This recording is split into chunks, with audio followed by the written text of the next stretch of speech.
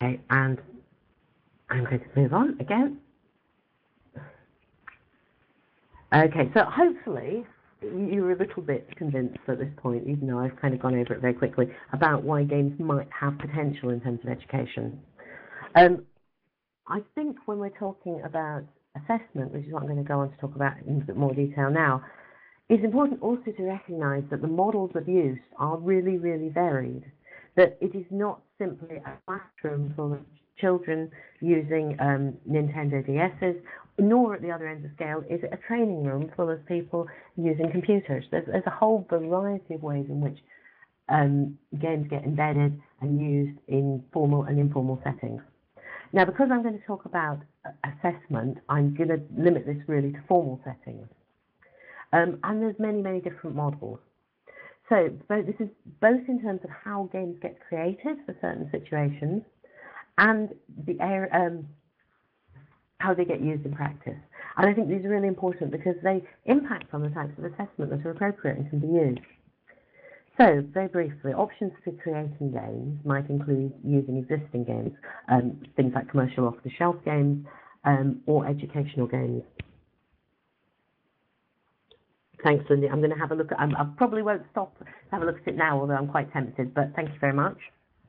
And I apologise because I'm trying to talk and read the notes at the same time. And although I'm a woman, multitasking is not something I'm particularly good at. So you can use commercial off-the-shelf games or commercial educational games. The advantage of that is that there are more professional-looking games. But the real problem, particularly with using games that were designed for entertainment, Hi, I'm Chris Surridge, and I'm an educator. Really a poor match between the game and the learning outcomes. And even in famous examples where it's been used, so for example, the use of Myst, which is an adventure game, or the use of Civilization, which is a history game, the use of the game in the classroom tends to be used as a stimulus for discussion and further work in the classroom, rather than actually basing any of the learning around what's going on in the game. So that's the big problem, the learning outcomes that you want people to learn and those that are inherent in the game, and the types of activities that you need to actually be putting around the game to foster these. In the case of commercial educational games, some of them are really good, but it's not a moneymaker for companies. They have limited application, and particularly as you get more and more specialised, there's no point in a company spending millions of pounds for a game that 30 people are going to play. There just isn't the model for it, so the range is really limited. Some commercial games and virtual worlds allow users to create add-ons, new environments, objects called mods, and there are some really good examples of game modifications being used to allow learners to develop games. One would be Julie Robertson, who does work at Heriot-Watt University in Edinburgh, who has used the game Neverwinter Nights, which is a role-playing game, and getting primary school children to create their own modifications to that as a way of discussing storytelling and narrative. The limitations of this is that it's really time-consuming. You do actually need to have some technical expertise.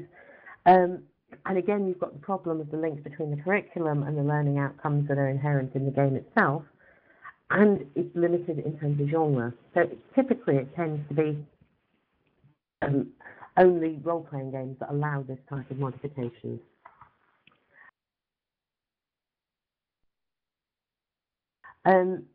It is, however, now increasingly possible for educators to create new games themselves. There's a lot of low-price, quite easy to use development software out there. But this does require technical expertise, game design expertise, possibly some level of graphical expertise, interaction expertise, and it's time consuming. But for me, the big issue for most educators who are wanting to use games is that they don't want to use an off-the-shelf game that somebody else has designed for their own teaching situation, because they know how they teach and they know what they want. And that we really need to be moving more towards looking at platforms and ways for people to modify or create their own games. Because teachers like to teach in the way that they teach personally, and this is going to be true for games as it is for any off-the-shelf learning material. There are also a range of different ways in which games can be embedded in formal learning. So once you've looked at how you get the game that you want to use, there's then how you actually use it. So, for example, it could be a single session, and this model gets used a lot in the gaming literature and the research, simply because a lot of teachers are really wary about letting them into their classroom and use a game, and they're really worried that it might actually be detrimental, so they'll only let people in for a single session or a single hour. So a lot of the research evidence, which is comparing games with other activities, only is a really small amount. Possibly you can get multiple sessions, 3 or 4 lectures in a course, but for models like that, which are quite common in terms of game-based learning, you then have to question the applicability of games-based assessment, or how you are then going to assess those types of games, and is it even something that would be appropriate for something that takes a very, very small part of a course. Games can also be a mandatory activity, an option, and often in the case of, depending on the course and the technology, they have to be optional simply for an equity issue, that there will always be somebody who can't necessarily use it or get onto it or even afford it. And they can be a core activity or a supplement. And again, in most of the literature, they're used as a supplement. One of the case studies that I'm going to show you does actually look at having it embedded as a core activity, but that's pretty uncommon. Now, all of these factors will impact on how appropriate it is to assess the learning from the game, or to use the game as an assessment tool itself.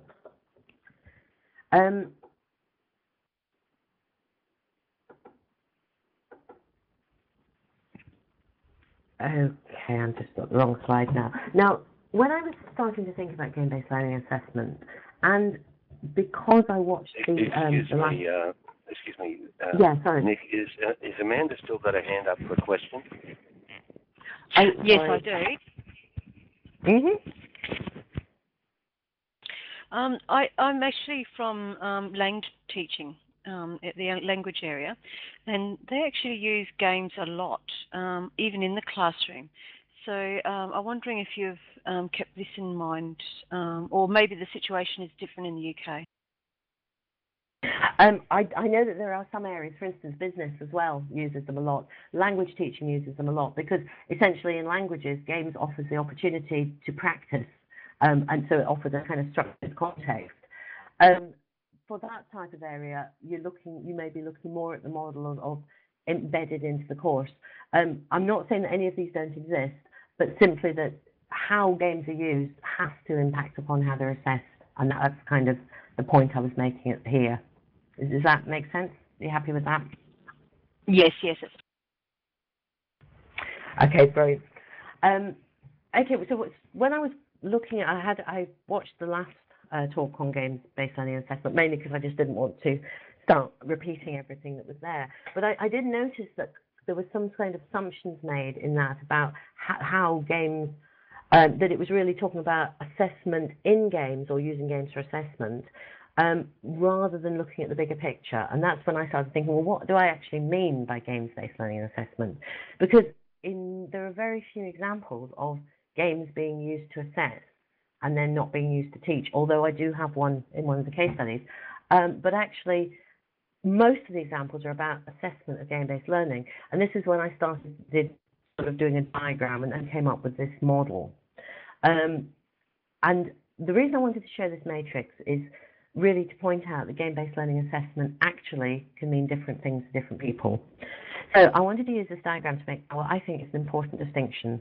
So that's between the assessment of game-based learning activities, which would be your top left quadrant, and using games themselves as an assessment tool, which will be your bottom right. So this matrix, so I've just seen that I'm muffled. Is anybody still having a muffling problem? I've moved my microphone closer to me. I'm hoping that's okay, but do shout if it's not. Brilliant. Yeah, so the matrix shows different combinations. Now, for the sake of simplicity, I've assumed that there are 2 teaching methods and 2 assessment methods. Now, obviously, there will be various combinations of them, but this is just kind of to make this point.